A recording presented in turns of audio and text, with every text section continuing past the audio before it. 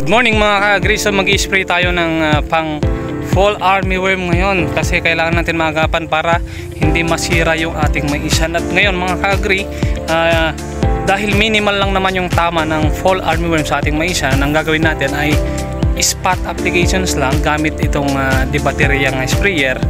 At ang gagawin natin ay para makatipid tayo ay ganito lang mga ka-agri. Isang tips ko para sa inyo.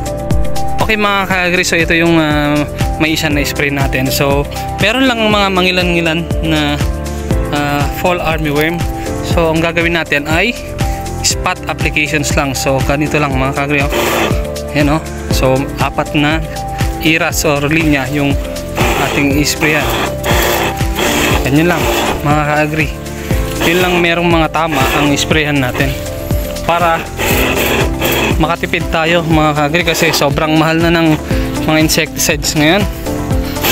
So dito, ayan, dahil mangilan-ngilan lang naman yung fall armyworm, so yan, di nakatipid tayo, di ba? Baka yung 10 karga ay yung pang 1 hektarya sana na binili mong gamot ay kumasya na sa 2 hektarya o baka higit pa pag ganito lang yung gagawin mo.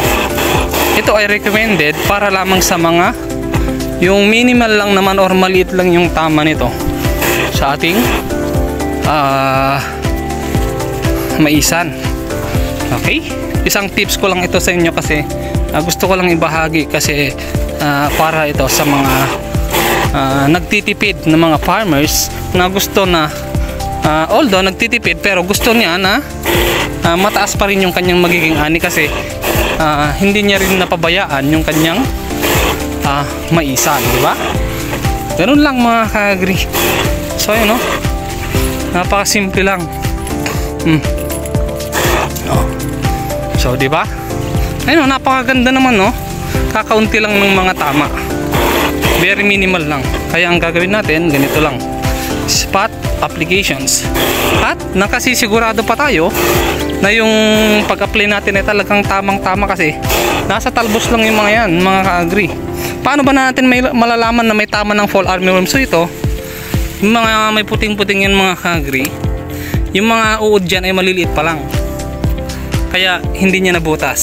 Pero pag butas-butas na, ibig sabihin malalaki na yung mga fall armyworm. Okay, so yun lamang mga ka-agri. Sana ay nakapagbigay na naman ako ng panibagong tips, panibagong kaalaman sa mga hindi pa po nakapag-subscribe sa ating YouTube channel. Ay huwag niyo po sanang kalimutan mag-subscribe at pakihit na rin ang notifications bell para lagi po kayong updated sa aking mga susunod na videos. Hanggang sa muli mga ka-agri, maraming salamat.